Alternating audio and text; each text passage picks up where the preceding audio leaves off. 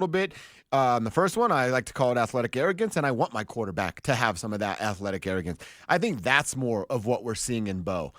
He's figured out the footwork. He's figured out the timing of the NFL, or at least gotten better at it. I don't know if he's fully figured that out, but his level of comfort at the NFL level, I guess that's too many levels there, it's so much better that he is now, like I think early on, how can I say this best? I think early on, Bo was putting a lot of trust in Sean, putting him in the best position to succeed. Yes. I think what we're seeing over the last month, let's call it 5 weeks maybe if you want to stretch it out just a little bit, is Bo continuing that, trusting that Sean's putting him in the best position to succeed, but also knowing he belongs and knowing that he can make the play to help his team find a win. If it's a game or a play or a drive, a series, whatever it may be, he now has the I belong here moment. And I think that's fair for all walks of life. We've talked about it before in our world of like, oh yeah, I am supposed to be doing this. I think Bo had that a few weeks ago, and now we're seeing that translate to the field. Struggle, improve, excel. We're seeing mostly improve and excel. Yep. Not all moments, the picks I don't necessarily hold against him, but what you're seeing with Bo Nix is he's taken over. And it's exactly what you want to do. As a coach, you want to coach him up, put him in the best spot to win. You want to have the good fit. Yeah. But at the same time, you can't just bottle feed this guy all the time. It was one of the problems with Drew Lock is that Rich Scangarello was in his ear every single time. Now he was a rookie, and they were 4-1 with Lock back then. But then when you expected Lock to do more, he couldn't do more. And that was a problem. Like without the guy in your ear telling you exactly where to go with the play. And I didn't mind it as a rookie, but you're not always going to be a rookie. Bo Nix isn't a rookie anymore. Yes, he's in his first year, but he's not playing like a rookie. And how can I tell? Because now he's taken over. Now in those moments where he's looking for the larger play downfield, he's going for your throat. He's going for your jugular. He's not just looking down for the check down stuff. If that's part of the game plan and that's where they choose to go, that's what he's doing. But if he can attack you deep, if he can take that big shot, he's going to do that. Yep. And that's Bo taking over. So it's Sean, it's almost as if you're a young father and you're teaching your child how to ride a bicycle. And they got the training wheels on, but then you take the training wheels off. Mm-hmm. We said it about Bo earlier. Why are the training wheels on? Mm-hmm. Well, they're off. And then when you let your child go and you see him riding the bike and just so proud, like, keep pedaling, kid, good job, keep it up. Or you're running next to him in case they fall down. If you're a super helicopter parent, it's a great feeling. What you're seeing now with Bo Nix is he doesn't need you anymore, Dad. He's on his own, and he can do it. You're still going to be a great combination. Yeah. But he can do it on his own. Hopefully Bo doesn't have that moment, though, where like the parent's like, look, I'm not holding you. And then the kid freaks out and just crashes and burns. That. Right. Don't say that. You can't tell him that you're not holding him anymore. Yeah, don't say that. I'm going to ask you, and I'm going to ask Broncos country, and I'm going to answer it myself. A question I asked Will Peterson about a half hour ago, about 45 minutes ago, when he was with us in studio. If you missed it, go find our podcast at denversports.com. Did last night help or hurt Bo's case for Rookie of the Year? I think it helps his case for Rookie of the Year because they won and the way that they won and the pass to Marvin Mims, it's a pro throw. And at the end of the day, for me, I don't really care. I'll just be bare bones honest. Like, Rookie of the Year, he's not Rookie of the Year. Jaden Daniels, like, I think it's great that you're in the conversation. I feel the same way about Nick Bonito. Is he Defensive Player of the Year? Yeah, I don't care. It's some award, and again, not poo-pooing on the segment or your question, but I'm just like... You can, totally. My feelings won't be hurt. Bo's playing really good football. Yeah. So if you can't see that, that's on you. If you still doubt Bo, that's on you. I'm sorry you don't know football. I'm sorry you couldn't see this coming because it's Sean Payton. Sean Payton, part of my reason of believing in Bo Nix, it wasn't just studying his game at Oregon or even at Auburn because college football is so different. Don't get me sorry to Oregon Trey out there who's like, oh, it's Oregon. Yeah. Everything's great Oregon. No, it's not. I can't wait for Oregon to play football so I can. Joey Harrington wasn't a great quarterback, okay, for NFL terms, and that's all I care about. Part of my belief in Bo Nix was this. Wait, Sean Payton just put his legacy on that guy? Sean Payton just put his legacy on that guy. I wanted to scream it from the rooftops. I almost did.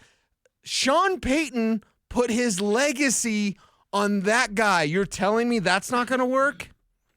You're telling me that's not going to pop in the NFL? That's not going to be the fit that you need? So it's here. If people don't see that, and Jaden Daniels, and part of, I guess, my rejection of this is the fact that Jaden's a really great quarterback, and he was my number one quarterback, and he also was the Broncos' number one quarterback, by the way. So, you know, and I don't like the, well, then Jaden, because now fans are going after Jaden. Like, no, he's a great quarterback. Bo's a great quarterback, too. And I think this is just fun. It's a healthy debate, and they got playoff football to play. So let's get there, and let's talk about that and what they're doing there. If you can't see, whether it's voters for Rookie of the Year or talk show hosts with microphones that are totally backtracking on their opinions on Bo Nix now, if you can't see that, I'm sorry that you can't see that. No. Because it's completely obvious. Well, and I will say this. I don't have much pushback for what you say, but I do care about the Rookie of the Year. And am I going to lose sleep if he doesn't win it? No, probably not. Why do you care then? But I think it's some validation. That I think guys like you, guys like me, guys like Kevin, we can scream until we're blue in the face. We've been doing that for a long time at this point. Yes. But it's that validation for us. But I also think it's that validation that Broncos country is so desperately looking for of, all right, you might have your opinion of, no, I'm all in on this Bo Nix guy, which, again, I don't know why you wouldn't be early on because we're so desperate for that position to hit.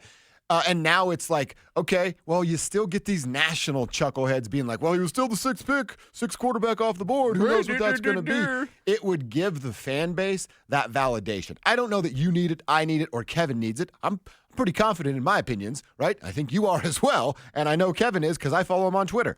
So I don't know that I need it, but I think it's a really good thing for the fan base to hang their hat on at the end of a year. That when we started this thing, you go, oh, it's a rebuild. And then 18 weeks later, he brings home a Rookie of the Year award. We just get to put our Broncos hat on that and say, yeah, we told y'all. Well, and it's a way like the first MVP for Nikola Jokic. Yeah, great point. Where it's like, we know that the guy's the greatest.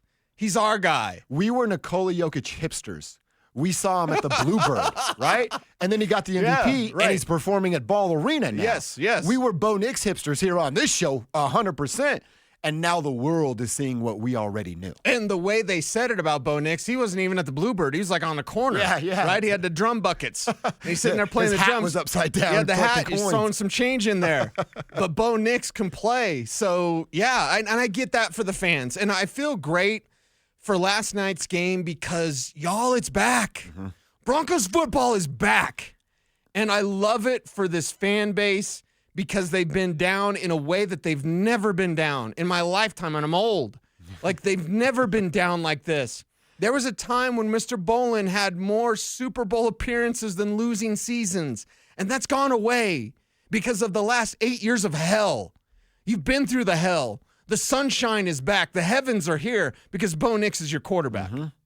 Yeah, you should feel absolutely outstanding about Bo. So like I said, I do want the Rookie of the Year. I'm not going to lose a bunch of sleep over it. Yeah. But, man, it's that validation. But you're right. It's for them. Yeah. It's for the fan base. And so that you can point to that and be like, that's Bo. That's our guy. We told you. You can't be told anything after that. Like, oh, you think he was wrong? There's the award that the league gave him. So I think it is important for that factor. How about Courtland Sutton? A guy that we've wondered what the next step looks like, what his future looks like as a Bronco as he gets on the wrong side of 30. Can he actually evolve into a true wide receiver one? Well, I think he's doing that. Now, I can't just say, he's that. Go give him $20 million. But, man, if he continues to do this, we're talking about 6 weeks in a row now. Yeah. That's a pretty large sample size that's giving me this confidence.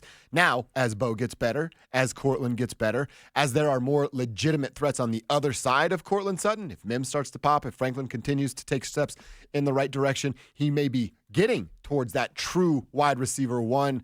Can I call him like wide receiver 1.5 right now? Like, he's almost there. You can call him Courtland Sutton, Denver Bronco. And think of this, because what he did in kind of the mini hold-in or whatever, it's voluntary work. Yeah. Nobody should be mad at him. But there was like an emphasis on getting more money, and he just got more incentives. It's kind of embarrassing, honestly. How many receivers? Receivers are divas. We work with Brandon Stokely. How many receivers would have been able to take that sort of humble pie in a way? Court, hey, we really like you, Court. We're going to give you some incentives. We're not going to give you more money. You're going to have to go get the more money. And guess what Court's doing? he's going to get the more money. Kev, if we know the incentives, let me know. Because, like, you look at what Courtland Sutton's doing, it's all on him. He's taking that. It's not he's missing Russ, and Russ was his guy, and the moon balls. Like, he's much more nuanced than a go route guy. Yeah. Which is all he was with Russell Wilson. Why? Because it is a dependent position. Joel Klatt is right about that. But when you're depending on Bo Nix, and he's feeding you the ball, and they said this on the broadcast, it was fantastic, it was great. After the Saints game, where Courtland Sutton had 0 targets and 0 catches for 0 yards and 0 touchdowns, Bo Nix went to him and said, brother, if we're at halftime and I haven't thrown you the ball, you better tell me. Come and say something, yeah. Bo Nix is that dude. And it's not even like he's force-feeding Court. Court's just doing the work and getting open, and Bo's finding him because his favorite guy's the open guy. And it's so much better than it was with Russell Wilson because it's not just the moon balls and the 10 touchdowns. This is actual football. This is meaningful football, not just some playground stuff. Yeah, you're absolutely right. It's also to the Courtland thing that you're talking about with his relationship with Russ. That's even more credit to Courtland because Cecil, Jerry Jeudy's the prime example. Jerry Jeudy does one thing well. He can run routes. And if the timing is right and the quarterback's progressions happen to link up with what he's doing on his route concept, he can hurt you. Obviously, we saw that firsthand last night. Right. But a guy like Courtland Sutton, it's almost like, all right, who's the quarterback right now? What do they do? What do they like? I can adjust. I can do that. And you give a wide receiver specifically so much credit for that of not just going, oh, no, I'm a deep ball guy. No, I work the middle of the field. No, I look for my mismatch, and then we get these crossing routes and rub routes, and then I get open and speed and space, and I'm that kind of guy. Courtland Sutton is a legitimate and a literal do-it-all wide receiver. What do you need him to do today? He can do that for you. So that helps his case to get paid a little bit more. Is he 1.5 or is he 1? Maybe I got down to 1.25 right there. Now, Kev's got the incentive numbers. What are they, Kev? So it was a total of $1.5 million per Mike Kliss. He had a $500,000 incentive for 500 yards. He already hit that. Yeah. $500,000 for 750. I think he just passed that. He got 846 now. Nice. And another 500 if he reaches 1,065 yards. Oh, which he'll do. Which he's on. I think he's on pace to pass. He's under that. he needs less than 200 yards to achieve that. So he's going to get that. Yeah. He's going to get his incentives.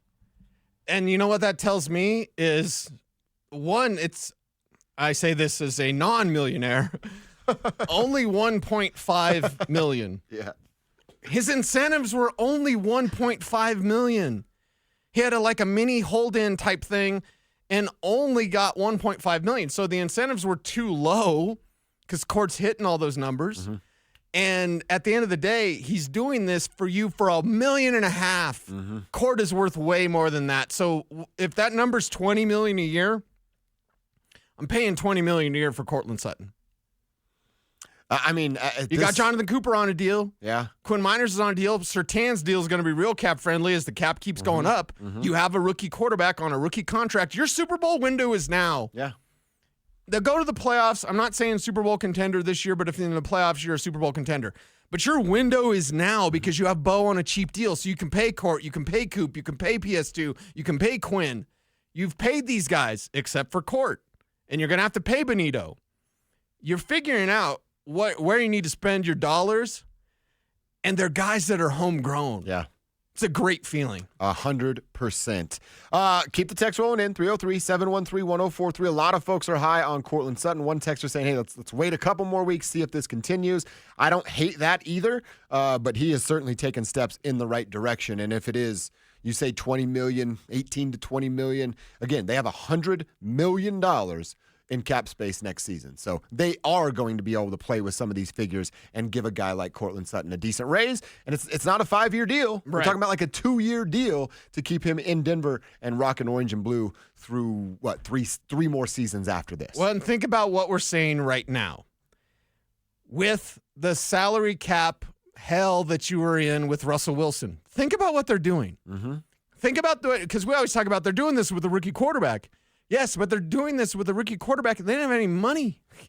They couldn't spend what they needed to spend in salary cap space. Yeah. They've done it through the draft. It's not a crapshoot, Mike Evans. It's how you build your team the right way. And praise to George Payton, man. George Payton. Actually, I had a dream about George Payton last night. I saw George last night, and he was in a great mood. I'm sure he was. I woke up in the middle of the night. I was like, I'm dreaming about George Payton. I have You're a working problem. too much, dude. I have a problem. Yeah. You need a day off, but not until July. So sorry. July is. I ain't gonna be here in July, so let's just say that. But yes, we're gonna grind until then because George Payton's on that grind. Mm-hmm. So just hitting on Bonito, hitting on Cooper, hitting on Marvin. Maybe that's a Sean pick, whatever. But yeah, man, it's definitely time to give him his flowers. And just know that not every pick's going to be a hit. There's going to be misses. Mm-hmm. Montreal, Washington, all that. Yeah. But he's had some hits, and the hits, they're pretty good. Like our hits on YouTube. Hi, YouTube. Make sure to like, comment, share, subscribe, hit the notification bell so that you never miss a vid. We're Denver Sports on YouTube and Dover on Denver. Yes. Orange and Blue. Dover and Cecil, Orange and Blue, all of our shows. Check us out on YouTube, man, and give us a subscribe. We appreciate it. We're basically chilling on the YouTube page, you and I, just hanging out, trying to you make go some YouTube comment. friends. You want to comment with us? Yeah. A little talk back? Mm-hmm. It's all good. Yeah, I like the trash talk, let's do that. It's fun. Let's trash talk each other. It's what this is supposed to be about. Another couple questions with the Broncos. We talked about Marvin Mims. I can't say fully, man. But yeah, they figured it out. They know what they're doing with Marvin Mims. Right. But each week his production has gotten a little bit better, and we're still seeing him line up in the backfield, not take true running back reps, but being a threat out of the backfield. And then it was just one, right? End around that we talked about yesterday. One, gained a couple of yards. I don't know if that needs to stay in the playbook. But if it's in there to keep the defense guessing so you can use him in motion for different looks, well, then sacrifice the 2-3 yard gains from time to time to keep that around. Yes, because it's the declaration of influence. That's right. Marvin Mims influences the defense in ways that no other player on this team does because he's the joker. You finally found it. You finally found the guy. You had to switch his position, basically. But you found that guy that can just... I don't know what he's going to do. And this expansive playbook from Sean Payton, it's really great with Mims because we haven't seen the best from Bo Nix. We haven't seen everything Bo Nix can do. We don't really see a ceiling with Bo Nix. If you're honest about Bo Nix, you don't see a ceiling. It's there because it's there for everybody, but I don't know where it's at. It might be Saturn. Stokely was comparing to Patrick Mahomes this morning. Okay, Stoke, let's, maybe soaking that Bloody Mary a little early there, girl. All right, Stoke. But, we don't know where the ceiling is with Marvin Mims either. He's just getting started. Mm-hmm. He's just getting started. And, yes, most of it came on that beautiful throw, 3rd and 11. This is like a high school memory. We're going to remember that play like we remember plays from high school. Drop back that beautiful 93-yard touchdown pass to Marvin Mims Jr. And there's more coming because – we haven't seen a complete game.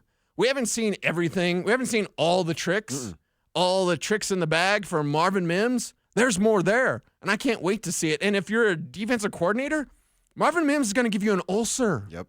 Yeah, how do you prepare for what kind of player he's going to be any given week? Yeah. Might be a running back. Might be a wide receiver. Might just play special teams one week. So, yeah, you're absolutely right about those defensive coordinators. A player that doesn't give his defensive coordinator a bunch of ulcers and headaches is Nick Bonito because VJ has him on his squad. Nick Bonito now has 11 sacks. Coop got one last night too, or at least a half. Was it a full sack that they were giving him? I know Bonito was actually pissed about it after the game. The media told him that they gave Coop a part of his sack, and he almost swore too. He pulled a Cecil. He caught himself. He was like, oh, I'm going to have a talk with Jonathan Cooper after the game. Okay. So I like that they're having that relationship. But they're on their way to Courtland being a 1,000-yard receiver. They're on their way to 2 double-digit sack players because Cooper's at 8 right now. But, dude, Nick Bonito, you talked about paydays earlier with this fella. This guy's on his way to being an all-pro. Pro bowlers or whatever, that's cute for the fans, but it's about being an all-pro because that's when your agent can go to the company and go, oh, time to pay the piper. Yep. And that's exactly what Nick Bonito is on his way to. This dude, just like we've talked about with Bo, struggle, improve, excel. Cecil, it wasn't that long ago where you and I were saying, oh, they're just going to run to Nick's side because he goes straight forward and there's no run awareness with him. He's changed that. Can he be better at it? Absolutely. But, man, his presence on the field, he is an absolute nightmare. You can't leave him in one-on-ones. Yep. And then, obviously, that is changing what you're trying to do on the offensive side of the ball for your opponent. Just I don't even know what I'm doing here. Just a round of applause for Nick Bonito because he was outstanding last night. I can feel it down in my plums with the light bluish hue. Hey, that plum looks pretty good. Can I trade you my Twinkie for it? No, man, it's my plum. Nick Bonito, man. I mean, and it's an amazing development. It's him and it's the Broncos staff. And yeah, I'll go back to George Payton. And applauding that pick, I applauded the pick of Nick Bonito because he was a rusher. And I was like, okay, he's a rusher. Doesn't really know what he's doing yet, but he can rush. And now he can do everything. He can stuff the run. And I answered this on the postgame show. Let me toss this out to you and to Kev and to our listening audience. Did the Broncos find another Von Miller? I mean, I answered it this way. I don't want to say no, but I don't want to say yes. Yeah. But it's kind of like you kind of did, but you didn't find Von Miller at 2 overall. Speaking of can't miss picks, like Von Miller was a can't miss pick, okay? And that draft was great, by the way. So pretty much you pick anybody, you're gonna be okay, except Marcel Darius. If you look at Nick Bonito getting a Von Miller in the second round, I mean he's legit like Von Miller. I never thought I would say that. And I'm with you that it feels very weird to want to say yes to that. Yes. But we're also we're answering that question with Von Miller's resume in front of us. You know what I mean? Yeah. What would that look like if we put the first 3 years of Von Miller's resume in front of us? Then we'd go, oh, he's better than what Von was. Because remember, Von's production on the field was great, but his time on the field was getting hurt because he's smoking weed all the time. Yeah. And he's getting injured. He can't help that. But the weed thing was obviously in his control, and he did it the wrong way. So it's hard to say yes because I can't get out Super Bowl 50 in my brain and what his resume looks like and him going to the Hall of Fame. But the trajectory, easy for me to say, I don't think it's that far off, man. It's not that crazy of a question by any means. You have a team that's built with that type of pass rusher, Kev. He's got to be like it crazy? That. I wouldn't say he's Von Miller yet, and I'm not the biggest Von Miller guy. I mean, but he's on his way. I mean, I kind of was thinking of him as like Shaq Barrett a few weeks ago. Okay. Maybe like Shaquille Barrett when he was in Tampa. Like he just came out of nowhere and became the star. Like it's his time. It's kind of his time. I mean, that's why I kind of said, is it stupid to think that he couldn't win Defensive Player of the Year? But are you using Von's resume? Like, look at young Von. Think of young Von. Because the Shaq Barrett thing, that's what I'm doing. I know we I'm all doing knew that. Shaq Barrett was coming. We knew that. Now, because you make the move for Bradley Chubb, that's why they didn't keep Shaq Barrett. It's why Shaq always did the Bradley Chubb dance, because he was making fun of him. And by the way, the first year in Tampa, he had a $3 million deal. You got Shaq Barrett for $3 million. Damn. Oh, my God. Didn't he lead the NFL in sacks that year? Yeah. Yeah, it's pretty good. Might want to keep that. But I think, Kev, and I'm guilty of it too, so I'm not blaming you. I think we're kind of using like, well, that's Von Miller. Yeah. Yeah, but young Von, this is young Nick. Are we going to be saying that's young Nick